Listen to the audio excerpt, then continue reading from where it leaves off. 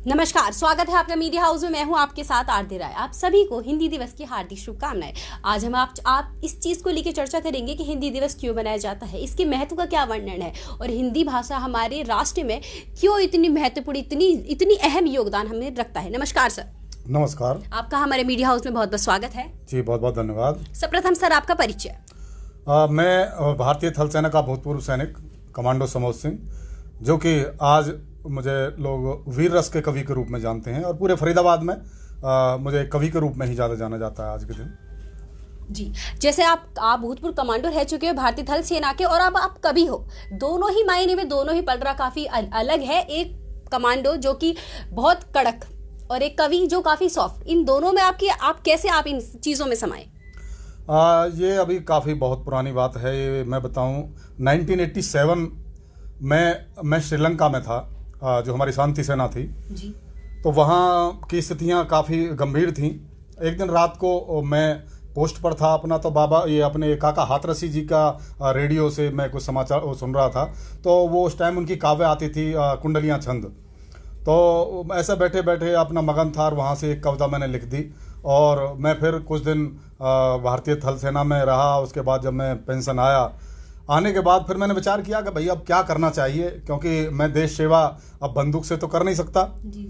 और चूंकि शरीर के अंदर या मन में कहीं ना कहीं राष्ट्र भावना थी, तो फिर सोचा यार क्यों ना चलो अब हम कलम से कुछ प्रहार करते हैं कुरीतियों पर। जी। तो फिर पहली मेरी कविता लिखी थी मैंने उस टाइम, वहीं वो याद आई और धीरे धीरे फिर ये यात्रा शुरू होती है। सर, कमांडो से लेके कवि तक का आप हमें कवि के रूप में, कविता के रूप में वर्णन करिए।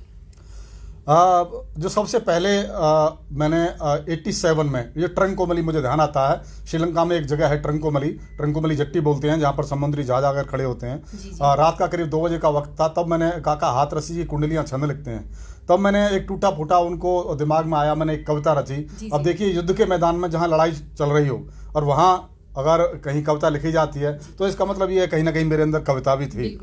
तो वो उस टाइम पूरी छंदात्मक तो नहीं थी, लेकिन फिर मैंने बाद में उसको छंद में लिया। तो वो कविता मैं आपको सुनाता हूँ कि पथ पर जितने शूल हैं उतने ही हैं फूल।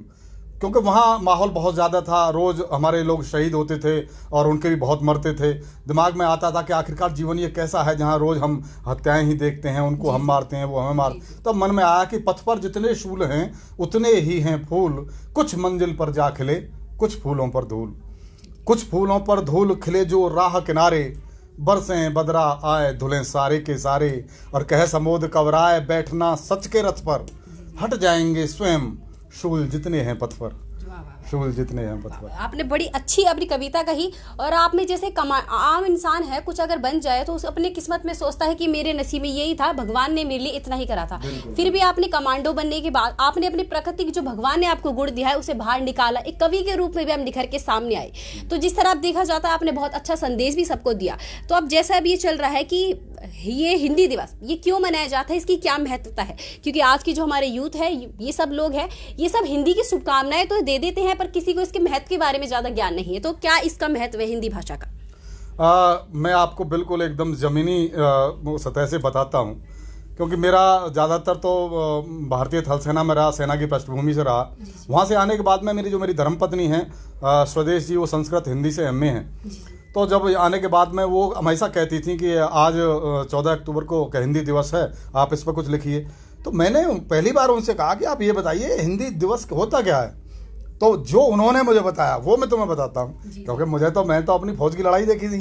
तो वो चीज़ मेरे ध्यान में आई। फिर मैंने काफ़ी उस पर शोध किया, वचन मनन किया। तब बताया कि 14 सितंबर 1949 को जो हमारी संविधान सभा ही, उसने एक मत से ये निर्णय लिया कि जो हिंदी है ये हमारी राज्यभाषा और देवनागरी ये लिपि होगी।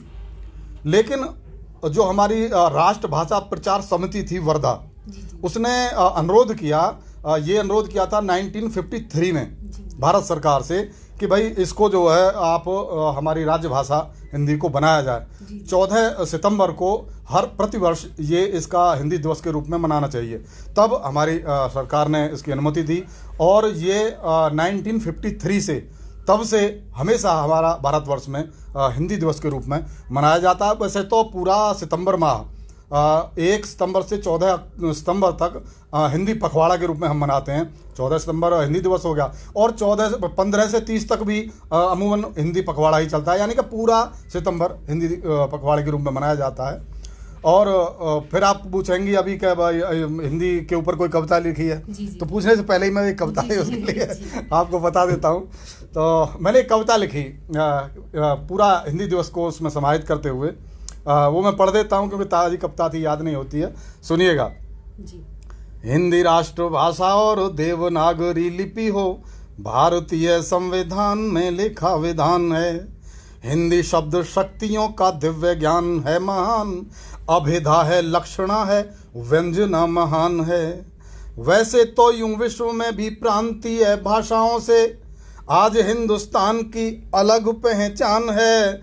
आज मेरे देश की है आन बान शान हिंदी, हिंदी हिंदुस्तानियों की असली पहचान है।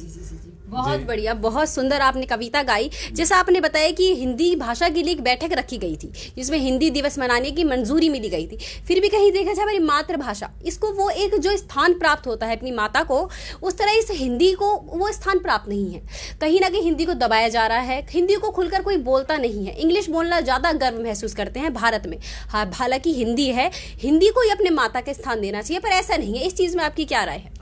इसमें ज़्यादातर मेरा मानना ये है, मेरा मन कह रहा है, जो मेरे विचार हैं वो ये हैं कि कहीं ना कहीं कदम तो इस पर उठाया गया, लेकिन हमारी जो सरकारें रहीं उन्होंने जैसे कि अपनी हमारे ऑफिसों में हिंदी का इस्तेमाल कम होना, अंग्रेजी, कहीं अगर इंटरव्यू देने कोई बच्चा जाता है तो वहाँ उसको इंग्लिश में इंटरव्यू किया जाता है। अब गांव का देहाती का बच्चा जिसको इंग्लिश स्पीकिंग नहीं आती है, आप अगर वहाँ इस ऑफिस में आए, अगर हम पूछें कि भाई 4+4 जोड़ के बताओ, अगर वो हिंदी में पूछेगा तो वो जरूर बता देगा, और जब हो सकता है वो इंग्लिश में पूछे वो नहीं बता पाएगा।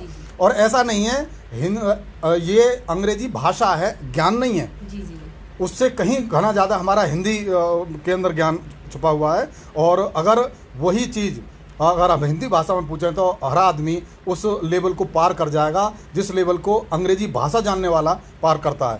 तो मेन वजह ये रही कि ऑफिसों में हिंदी का कम हम प्रचार कर पाए। और आज के माहौल में भी देख लो, जैसे कि अब हम ये चलाते हैं, ट्विटर चलाते हैं, फेसबुक चलाते हैं और जो चलाते हैं, ज़्यादातर लोग क्या कर देंगे, भाई हिंदी दिवस मनाना चाहिए, मैं लेकिन जो उससे पूछा भाई तेने अपनी उस पर नाम किस में रखा है, तो नाम तो बोला इंग्लिश में।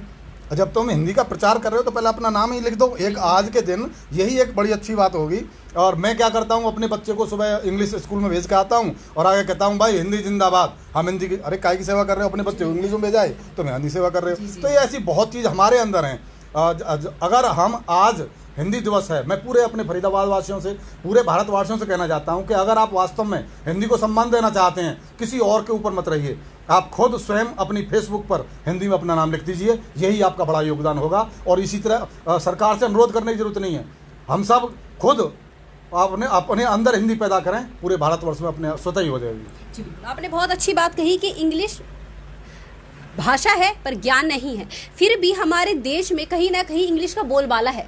इंग्लिश में बात करोगे तो इंटरव्यू में पास, इंग्लिश में बात करोगे तो अच्छे स्कूल में, इंग्लिश में बात करोगे अच्छे सर्कल में जाओगे। कहीं ना कहीं हिंदी को दबाया जा रहा है, चाहे अध्यापकों के, चाहे बच्चों के, हर कोई माँ बाप अपने बच्चों को इंग्लिश में भेज रहा है, इंग्लिश मीडियम में भेज रहा है, हिंदी को कहीं ना कहीं महत्व कम दिया जा रहा है। इस पर आपकी कोई कविता? हिंदी इंग्लिश पर तो कोई कविता ऐसी नहीं है, लेकिन हाँ मैं अपने नौजवान साथियों को एक छोटा सा संदेश देना जरूर दूंगा अपनी कविता से कि दो दिलों की कहानी रहे ना रहे, आशिकी में रवानी रहे ना रहे, अरे देश के नाम कर दो, हिंदी के नाम कर दो, इसे आज ही क्या पता कल जवानी रहे ना रहे। तो ये कविता थी मेरी इस पर। और एक छोटी सी कविता और मैं एक संदेशात्मक रूप जो हमारे नौजवान साथी हैं उनसे भी ये कहना चाहता हूँ कि अपने भी बाजुओं पर तुम नाज कर के देर भी आपका है, परवाज कर के देखो, कब तक लड़ेंगे हम सब कब तक लड़ेंगे सैनिक सरहद पे दुश्मनों से, तुम भी तो वीरता का आगाज करके देखो। जी वाह, खूब, क्या खूबसूरत आपने कविता कही, कितनी मायने हैं इस कविता में, बहुत अच्छी आपने कविता गाई। जैसे कि अब ये देखा जा रहा है कि हिंदी जो 5 भाषाओं में सब श्रेष्ठ भाषा मानी जाती है, उसमें हमारी हिंदी का भी नाम है। विदेशों में भी हिंदी का इस्तेमाल किया जाता है, पर यहाँ पर हिंदी कम है, इंग्लिश ज़्यादा है। फिर भी हम ये काफ़ी चीज़ों में मायने रखते हैं कि हिंदी भाषा को हमें बोलना चाहिए, और हिंदी भाषा को हमें बोलना चाहिए। हिंदी भाषा के महत्व के बारे में बताइए। हिंदी भाषा का महत्व तो सबसे ज़्यादा है। ये आप देखिए पूरे भारतवर्ष में आप इंग्लिश में, या अभी जैसे मैं कविता पढ़ रहा हूँ, अगर मैं इसको किसी प्रांतीय भाषा में पढ़ूँ तो हो सकता है वो सीमित होकर रह जाएगी, एक प्रांत ही पढ़ेगा, या अंग्रेजी में पढ़ूँ तो हो सकता है हमारा पूरा भारतवर्ष कटता है। अगर मैं कोई भी बात अपनी हिंदी में कहता हूँ, चाहे पूरे भारतवर्ष का किसी भी भाषा को बोलने वाला हो, चाहे प्रांतीय भाषा बोलने वाला हो, वो भी अगर अपनी बात को हिंदी में रखेगा तो ये पूरे भारतवर्ष का विश्व तक ये बात जाएगी और लोग सुनेंगे। तो यही हिंदी की ताकत है, और इससे ज़्यादा और क्या हो सकती है सब जानते हैं, लेकिन फिर भी उसको राष्ट्रभाषा बनाने के लिए तैयार नहीं है, या उसका हमें प्रचार करना पड़ रहा है जानबूझकर। तो ये कहीं ना कहीं हमारे पूरे जनमानस की कमी है। जी बिल्कुल। आप जैसे आपने हिंदी में कविताएं भी लिखी हैं, 8 कविताएं आपने लिखी हैं हिंदी में ही, उन कविताओं को 8 पुस्तकें आपने लिखी हैं, उन पुस्तकों का जिक्र करिए। अलग अलग छंदों में मेरी पुस्तकें हैं। कुंडलिया छंद पर एक पुस्तक थी, एक गीतों पर थी, एक गज़ल पर थी, एक सरसी छंद आता है उस पर है, और तकरीबन 56 छंद। कहीं सुना था कि भाई मोदी जी का सीना 56 इंची है, तो हमने सोचा यार हम भी 56 इंची कुछ कर सकते हैं। तो चलो वो तो नहीं, लेकिन मैंने संख्या जो हिंदी साहित्य के 56 छंद होते हैं, मैंने 56 गीतों की रचना की, जो कि आज हरियाणा ग्रंथ अकादमी में पुस्तक छुपने को गई हुई है, और किसी वजह से देरी है उसमें। तो उस तरह से मैंने छंद रखे। और एक मुक्तक मैंने रचा था, जो आजकल हमारे बच्चे कहीं ना कहीं संस्कारों को भूलते जा रहे हैं। तब मैंने उसमें एक संदेशात्मक बच्चों को कहना किया था कि पुस्तकों में पक्षियों के पर नहीं मिलते, गर्व से जो उड़ सकें वो सर नहीं मिलते, आजकल मोबाइलों में व्यस्त है बचपन, रेत में बालकों के घर नहीं मिलते। रेत में, तो इस तरह का ये मुक्तक छंद था, इसमें लिखी थी। और बेटियों के बारे में मैं बताऊं, एक गज़ल का रूप कह सकते हैं उसको हिंदी, लेकिन मेरी ज़्यादातर कविताएं सभी हिंदी में हैं। मैंने बेटियों के लिए भी लिखा था कि 2 घरों की हैं निभाती जिम्मेदारी बेटियां, फिर भी हमको लग रही क्यों बोझ भारी बेटियां। अरे मुल्क की, देश की, राष्ट्र की चारों तरफ से पैरवी हो जाएगी, साथ होंगर 2 हमारी 2 तुम्हारी बेटियां, साथ होंगर 2 हमारी 2 तुम्हारी बेटियां। और आसमां भी है चरौरा इस कदर हैरान है, चंद्रमा को छू रही हैं बारी बारी बेटियां। तो ये था। और एक और छंद जिसको हम घनाक्षरी छंद बोलते हैं, कवित्व बोलते हैं, ये बहुत पुराना हमारा भारतवर्ष का पुराना छंद है, जिसमें बहुत हमारे बड़े कवियों ने कहा है इसमें। तो उसमें भी मैंने बेटियों के लिए, आज देखिए इतिहास को, और जो वर्तमान में कोरोना काल चल रहा है, इस कोरोना काल में कुछ एक मेरे इस छंद में देखिए मैंने क्या कहने की कोशिश किया, आप सब देखेंगे। महलों से दूर हो के साधना में लीन हुई, सीता जी की छप्परों में बीत गई जिंदगी, प्रभु राम जी के दर्शनों की अभिलाषी थी वो, शबरी की जंगलों में बीत गई जिंदगी। अरे माता भारती के लिए रानी लक्ष्मीबाई जी की युद्ध वाले संकटों में बीत गई जिंदगी। और आप हैं कि 10 रोज मास्क को लगा न सके, माताओं की घूंघटों में बीत गई जिंदगी, माताओं की घूंघटों में बीत गई जिंदगी। जी बिल्कुल बिल्कुल, इन्होंने कितनी खूबसूरत बात कही कि आप मास्क भी नहीं लगा सकते, और पड़ोसियों में अपनी बहू बेटियों के आप घूंघट ताकते हैं कि कितना बड़ा उनका घूंघट है। इससे पहले आप अपने मास्क पे ध्यान करिए, जो आपको बीमारियों से बचाएगा। आप मास्क नहीं लगा सकते, दूसरों के घूंघटों को आप नाप रहे हैं कि कितना बड़ा है। ये चीज़ आप पहले खुद पे डालिए, फिर दूसरों पे डालिए। बात इन्होंने बहुत खूबसूरत कही। अब ये देखा जा रहा है कि राजनीति में भी वाद विवाद, पक्ष विपक्ष, अब राजनीति में संस्कृत, हर चीज़ों को लेके अपनी जो मुद्दे हैं जातिवाद को लेकर काफ़ी उतरते हैं। तो राजनीति को आप अपनी कविताओं के रूप में क्या कहना चाहोगे? राजनीति के कई रूप है। देखिए, राजनीति का जो चेहरा है, उस चेहरे के पीछे लाखों चेहरे होते हैं।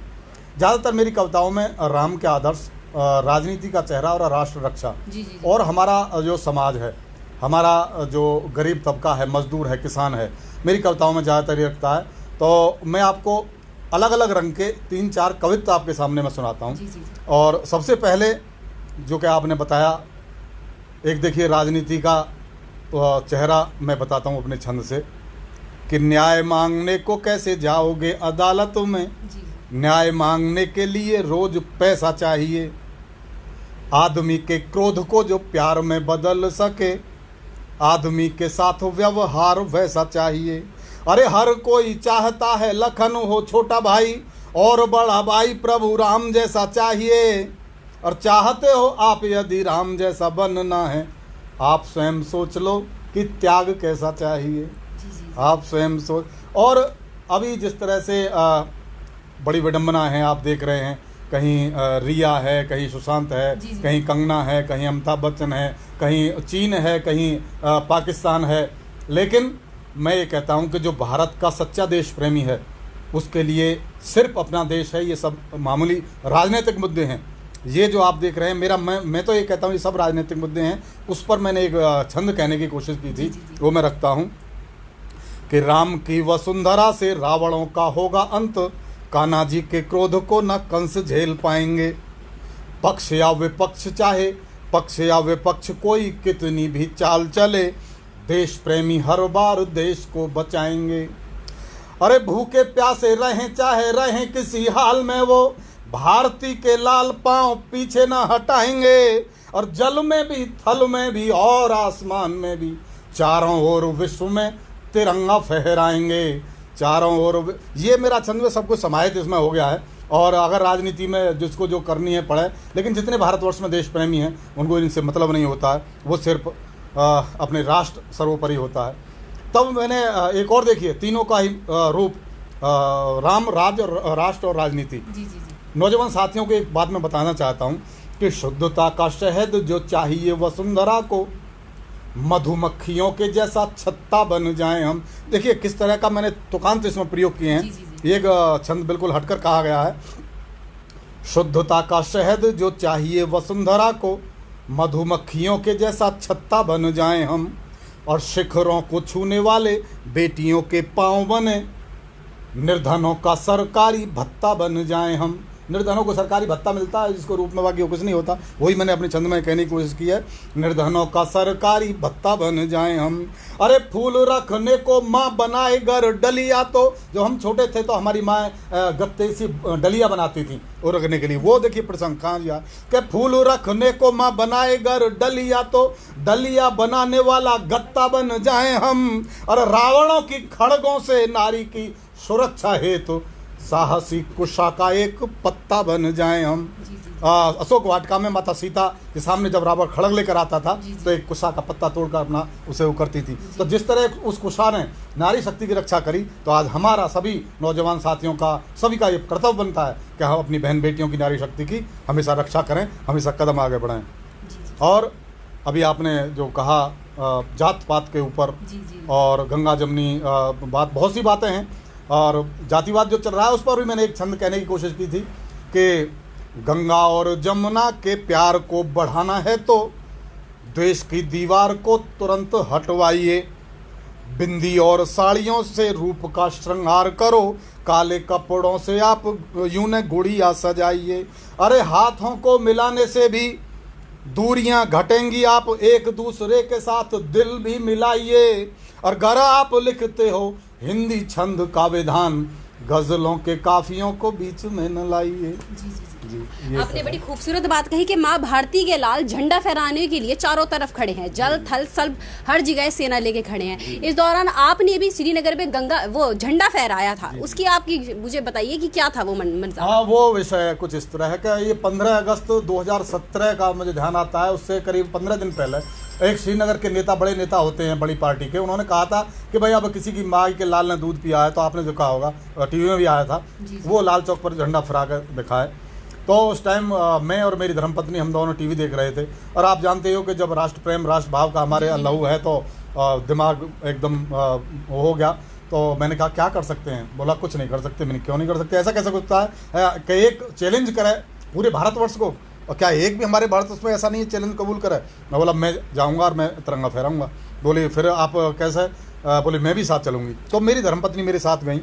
हमने यहाँ से जहाज़ से गए हम 14 तारीख को श्रीनगर पहुँचे और वहाँ का ये संस्मरण काफ़ी बड़ा है, मैं पूरा नहीं सुना, शॉर्ट में सुनाता हूँ। 14 तारीख की रात को ब्रह्म ब्लास्ट हुआ, वहाँ पूरा ये हो गया कि कोई भी आदमी बाहर नहीं निकलेगा, कर्फ्यू लग गया। लेकिन सुबह को 6 बजे हम निकले, तिरंगा यहाँ से लेकर गए थे।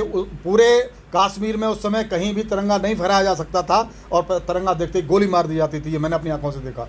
हम दोनों गए, पूरी 11 किलोमीटर हमने यात्रा करी, लाल चौक, बादशाह चौक, हैदर चौक और जितने भी हैं, पूरा तिरंगा यात्रा निकालते हुए 11 बजे तक हम एयरपोर्ट पहुँचे। तो इस तरह से हमने अपना वो किया। लेकिन वहाँ बीच में कहीं ना कहीं हमारे कदम ठिड़के, यानी कि थोड़ी झिझक हुई कि पता नहीं अगर कहीं कुछ हुआ तो क्या होगा। तब मेरी धर्मपत्नी ने देखी, उन्होंने कहा भी राष्ट्र प्रेम देखी, उन्होंने कहा कि आप ऐसा करो, अगर आपको गोली लग गई तो ये शायद मुझे न मारें, मैं आगे रहूँगी, तुम पीछे रहो।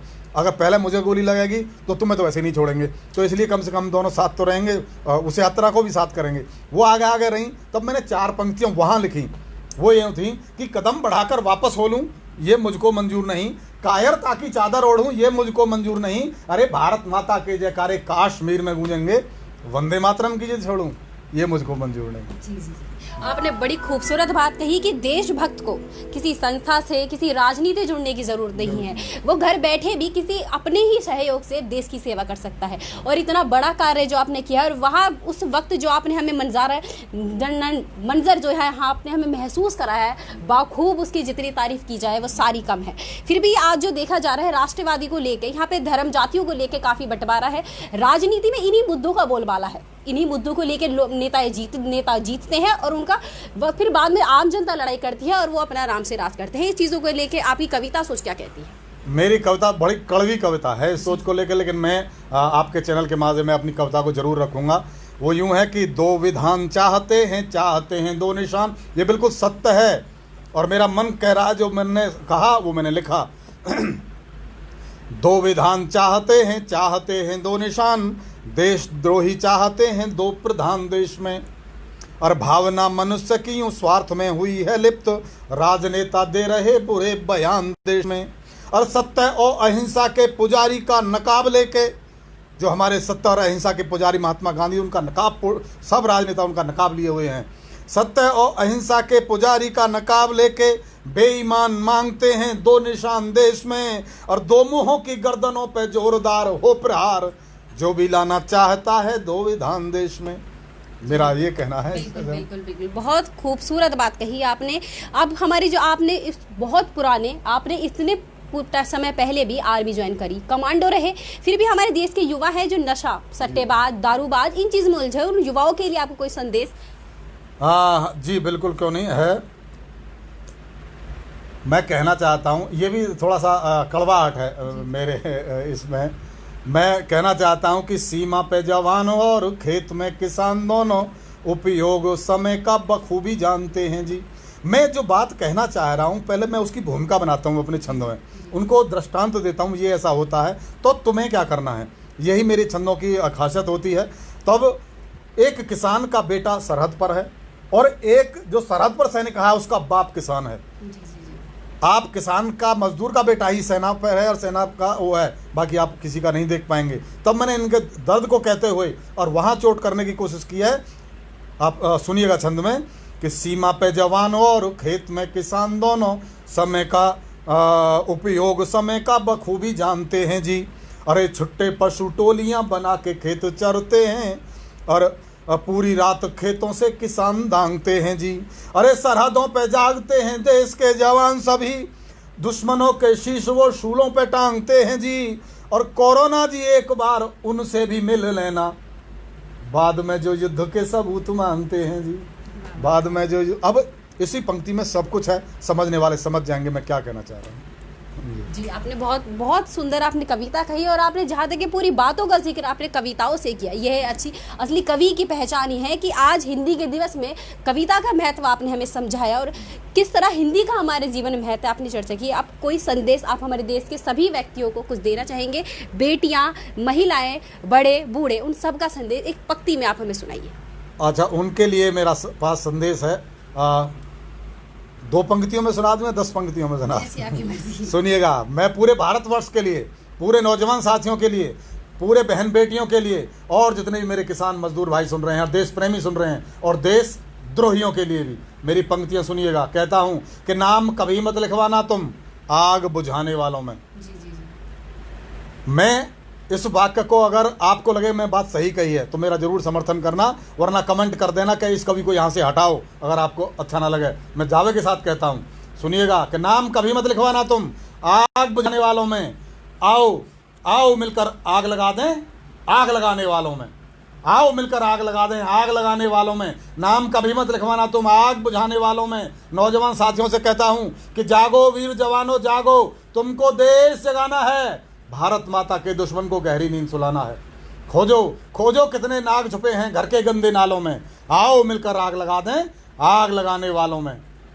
कोई कहेगा हरा रंग है, कोई गेरुआ बोलेगा, कोई सिर्फ सफेद कहेगा, कोई इसको तोलेगा।